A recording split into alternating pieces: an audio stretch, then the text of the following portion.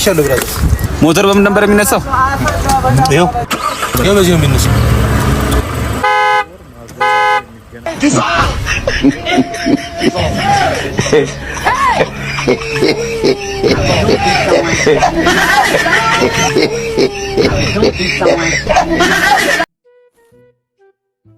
ቸርስ አባይ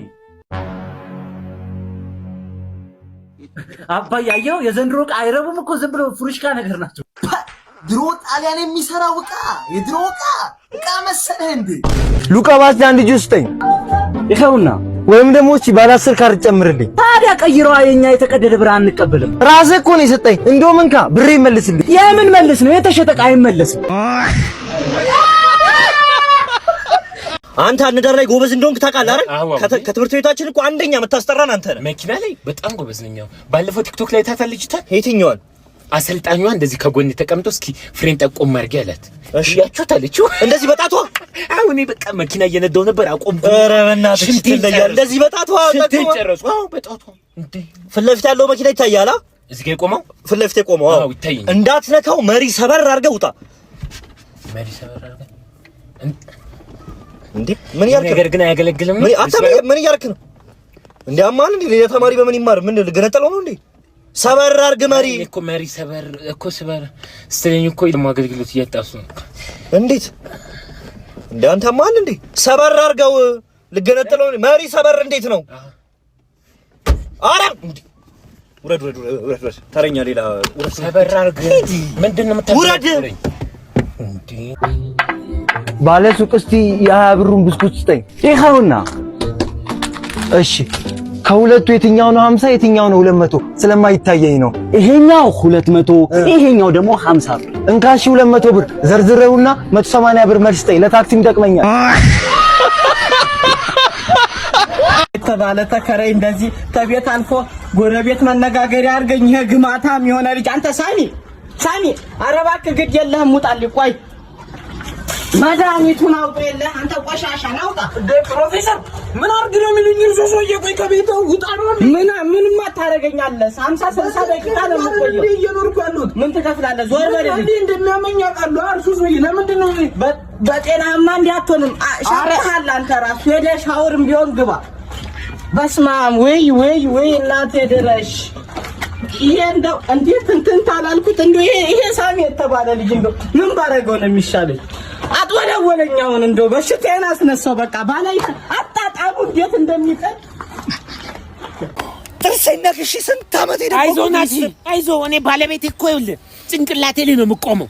እቺ መጥቼ ላስተሳረግ ልክ እንደ ልጅ ያደርገኛል። ሁሉ ነገር ረስቼ ፍንድቅ ነው የምለው። እንዴት አትነግሩኝም? እቺን ቤት እንዴት አትነግሩኝም? ምን በቃ ይኸው ሰላምን ታገኛለህ። አዎ እዚህ ጋር ራሱ እንደዚህ ነካኝ። እንድገም አባ ምን ይጨመር? ስንት አለ? ስንት ጠጣን? አራት ጠጣችሁ። ብር ይዛል እንዴ? ብር ይዛል አልያዝክም? እኔ የምልህ የአንገት ብር ለምን ትናንለው? ማነስ የአንገት ብር ትይዛላችሁ እንዴ? የአንገት ብር የሚስቴ ስጦታ ነው አላልኩም እንዴ? አንተ የሚስቴ ስጦታ ነው። ስንት ዓመት ልጅ ብትልብኝ ምን አጮብኝ ምንድነው? ላለመክፈል ነው እንዴ? ምንድነው? የሚስቴ አንተ የእሷ ተባባሪ እኔ ሚስቴ ፖሊስ ጠራለሁ። አበጡት ጀመረው። አይዞህ ምንድነው? አንተና ጀምሬ በቃ እኔ በጣም እንዴት እንደ አንተ ሌቦች ናችሁ እንዴ? ላለመክፈል ልቀቀኝ። አንተ ምንድን ነሽ? እንትን ቤት አይደል? የበረንጃርና የበጃር አንድ ነው ልትል ነው? አጤ በረንጃር እኮ ምግብ ነው የሚመስለው። አንተው የምታገኘው ግምት አላረገው ሽሮ ነው ብለህ ሳምንት ቆንጆ ሽሮ እያልክ ትበላው ነበር። ምን ታካብዳለህ? ያው እኔ እኮ በርገርን ማቀው በአካል አንተ ተበልቶ የታረው ነው የምታውቀው። አሁን ይሄ ትራምፕ የምትለው ሰውዬ መጥቶ ትንሽ በጠበጠን እንጂ ቆንጆ ኑሮ ነበር የምንኖረው። ዮሐንስ ይሙት ነው ማለት ዮሐንስ ደግሞ ዮሐንስን አታውቅም? ዮሐንስ ጆን አታውቅም? ጆ ባይደን አታውቅም? የኔ አርቢውን የጠየቁ የማን እንደሆነና ምን በልቶ እንደሆነ ትናገር ነበር። ለመሆኑ የት ሽንት ቤት ነው የምትሰራው? ፒዛ በፒዛ አላርግልኝ ስትሮበሪ ላርግ አትወረድ በእናትህ አራር። ለመሆኑ እንግዳ ተቀባይ ናችሁ ተብሎ ነበር። ይኸው ከመጣ 2 ቀን 4 ሴቶች ብቻ ነው የተቀበሉ። ሉቄ ካርድ አለ እንዴ? አዎ አለ። ባለ ስንት? ባለ 50። ይኸው ባለ 50። እሺ ስንት ነው? 200። ይኸው እንካ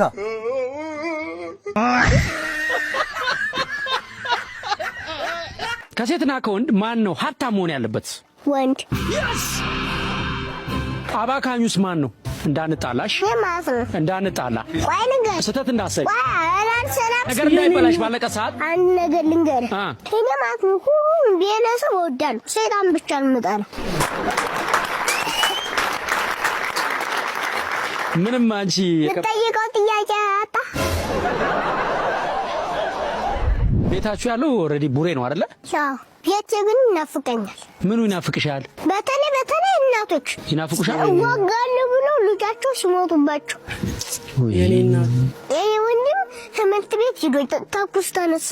ከዛ በኋላ እናቴ እያለ እናቴ ደግሞ እያምቧቸች ልጄ እያለች አለቀሰች። እኔም አብሬያት እያምቧቸው አለቀስኩ። እሺ ያቺ እርጉዝ ሴት መሰለት ምትባላለች። እሷ ደግሞ ተንጋላ ተኛች። ከዛም በኋላ እግዚአብሔር ዝናቡን አመጣን፣ ጦርነቱን በለደ። እግዚአብሔር ይመስገን። አሁን እኮ ቢሞት ማለት ነው የሚደግፈን ሰው እናጣለን። ትክክል። ከጓደኞችሽ ጋር እና ትምህርት ቤት ላይ ምናምን አትጣሉም? ተጣልታችሁ አታውቁም? መጣላት ሰይጣን እንደሆነ አታውቅም እንዴ? ሰው ታዲያ እኔ ካስከፋኝ ካማረረኝ ተለያይቶ መኖር አይሻልም? ከዛ የተነጠለ ሰው ክብር የለውም። ሰው የሚጠላ ሰው በእግዚአብሔርም በሰው ፊት የተጠላ ነው። ፍጥረቱን ሁሉ ይጠሉታል። እና ብቻው መኖር የለበትም? ሰይፍ ሰገባውን ይለብሳል፣ ወፍ ላባውን ይለብሳል፣ ሰው ደግሞ ሰውን ይለብሳል። ሰው የሌለው ሰው ላጎቱን ነው። ሰው ነው ዋናው ነገር ማለት ማርያም ማሰብ ከሰው የተወለደው ማሰብ ነው። ከሰው የተወለደው ማሰብ የላከውን አባቱን ማሰብ ነው። አባቱን ማሰብ የሕይወት መንፈስ ቅዱስ ማሰብ ነው ይልና እንግዲያውስ ማርያም ማሰብ ስላሴ ማሰብ ነው። ማርያም መርሳት ስላሴ መርሳት ነው። ያከበራትም ማለት ነው።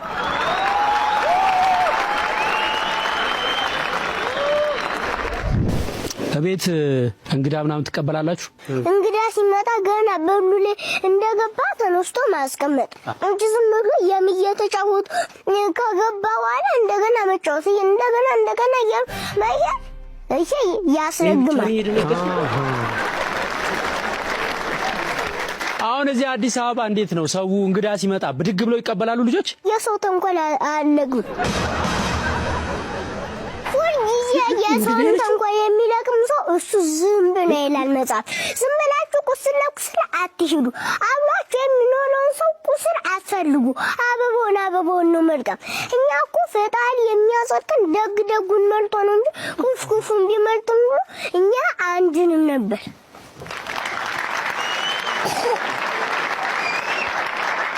እድሜሽ አንቺ ዝም ብዬ ሳስበው 4 አይመስለኝም። እግዚአብሔርን ለምትቀበል ሰው በእግዚአብሔር አምሳል የተፈጠረ ስለሆነ ይቀበላል። አይፈላም፣ ካሜላም አይፈላም። ብዙ ጊዜ ህፃናትን የምልበት ምክንያት እዚህ ጉዳይ ነው። መጀመሪያ ላይ ስታወራ የሰማችሁት ነገር ካለ ስለ ጦርነት ትንሽ አንስታ ነበረ። ለፊቷ ላይ የተፈጠሩትን ነገሮች እስካሁን ድረስ ከጭንቅላቱ አልጠፉም። ልጅ ላይ አባሳ አትጣሉ፣ ነጭ ወረቀት ናቸው ሲባል ብትሰሙ ከሆነ ስሙ። ብትናገሩትን ነገር ብታደርጉትን ድርጊት ልጅ ፊት እንዳታደርጉ፣ በፍጹም ባታደርጉ ይመከራል። ምን እንደምል አላውቅም። እግዚአብሔርን በጣም ነው የገረመኝ። እኔ በ20 ምናምን ዓመቴ አስቤው የማላውቀውን አስተሳሰብ ነው። ሰውን የሚያከብር ሰውን የሚፈራ ፈጣሪውንም የሚፈራ ነው። እውነት ደጊልኝ አቦ እንደው ከአሲዶች ይጠብቅ። ሉቃባ። አቤት። ይሄን 10 ብር እስቲ አያይዝልኝ በፕላስተር። እሺ አምጣው።